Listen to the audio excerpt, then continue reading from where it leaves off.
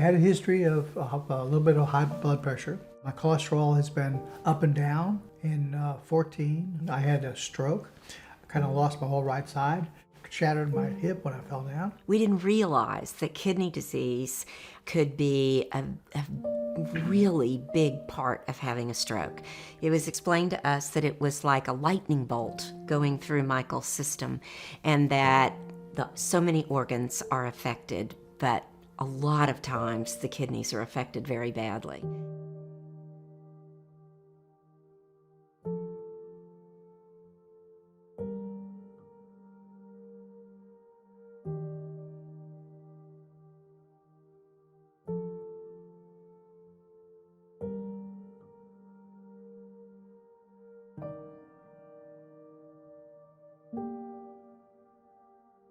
We were fortunate that we met a wonderful nephrologist who took care of him. She watched him very closely. She called us into the office and said, "We need to start the process of getting you listed for a kidney transplant." It's a pretty scary thing.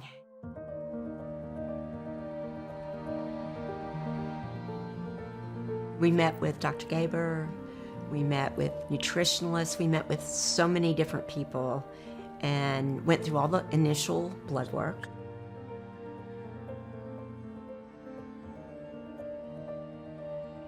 Shortly after we started the journey, I started the process of being a donor. I will tell you, I felt from the first day we were there that it was gonna be me.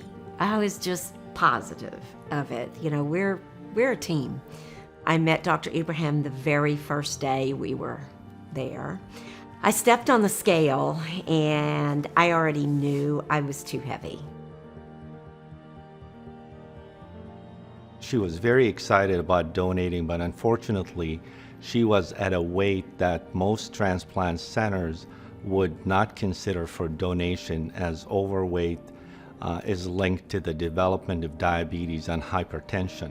And he said, "So what are you gonna do?" And I said, "Well, Houston Methodist has a wonderful weight management program, and I joined it yesterday, and my first day is tomorrow." He looked at me and went, "Go for it, kid."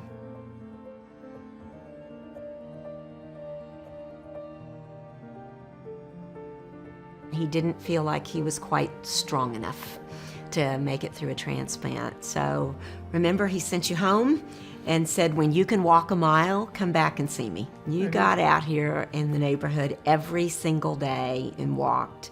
And we called Dr. Gaber back when he hit a mile and said, "We've done it, we've done it."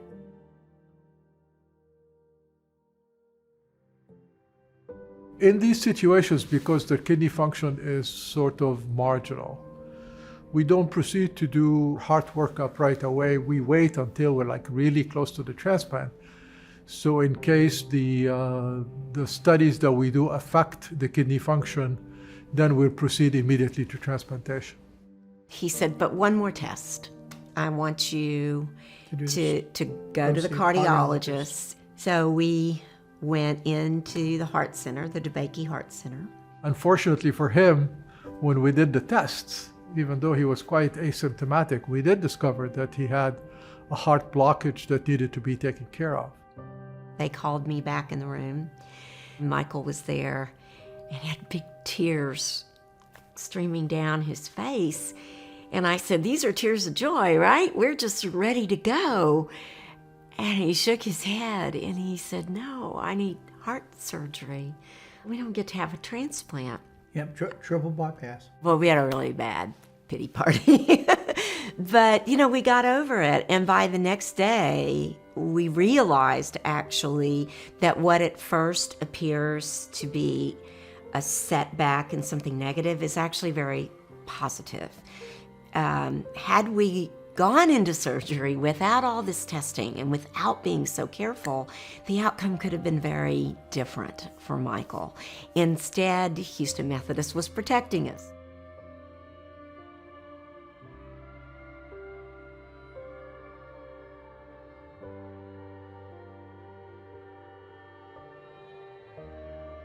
After Chris lost the weight, part of the donor evaluation entails that one should have the health screening that is appropriate for that age.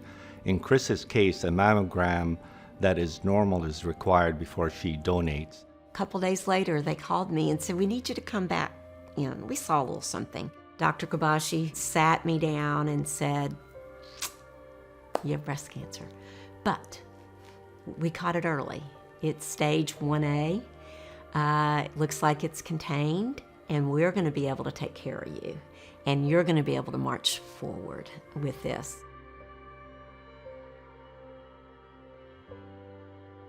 I knew she already knew. She had seen it the minute it popped up on my records, and I said, this is just a little delay, right? And she said, no, this is a long time. This is years.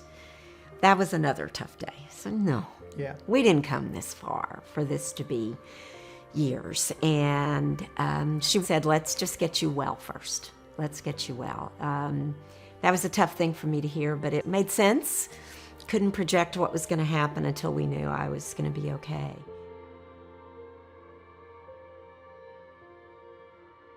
I was trying to make a point with her, I guess, that there's no way that I could start this process with what she's going through. I needed to be there for her, and I would just have to wait a few weeks. The oncology group worked hand in hand with us. They knew, of course, I had planned to be a donor, and they fast-tracked me through with great caution and care, but made sure that this wasn't hanging over me for a long time. They knew what we were going through. They also knew that Michael really needed to start this dialysis and that he wasn't going to do it until I was on the other side of this. So we started him between my diagnosis and while I was recovering and before I started on the radiation. It was a rough year. It was a rough year. It was a rough year.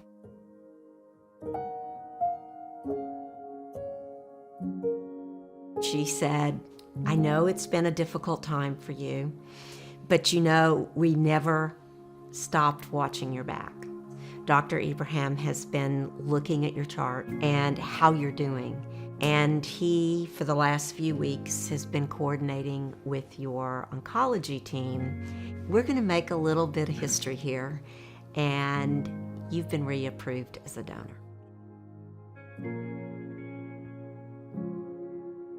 I requested additional records and found out that the breast cancer she has is not only extremely small in size, but has almost zero risk of coming back, and therefore that would make her an appropriate candidate for donation. That was pretty much a really big high point in this process. We couldn't believe it.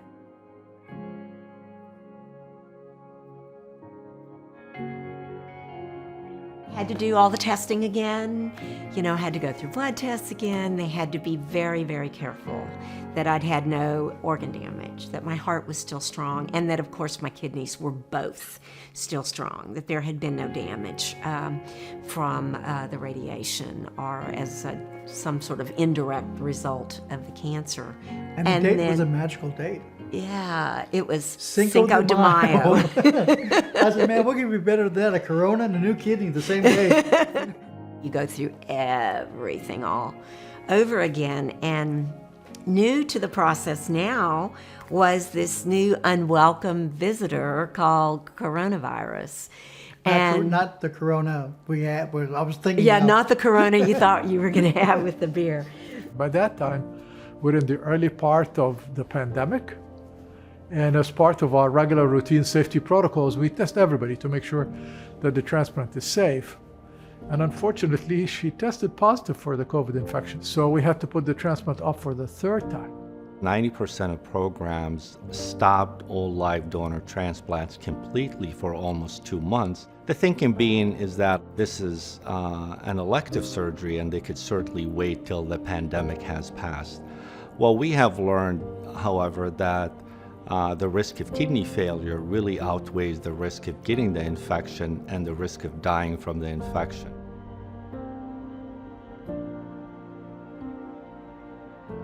We were off and running again. We got a new date.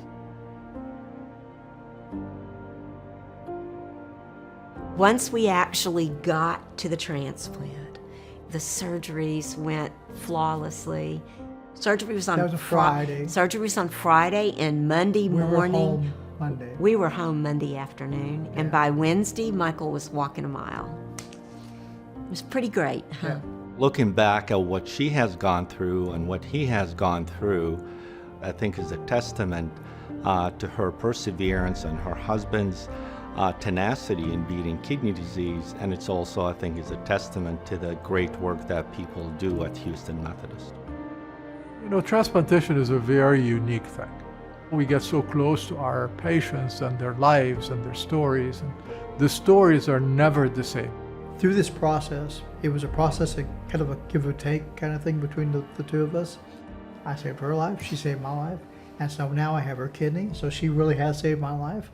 I didn't know how bad I felt until I felt good.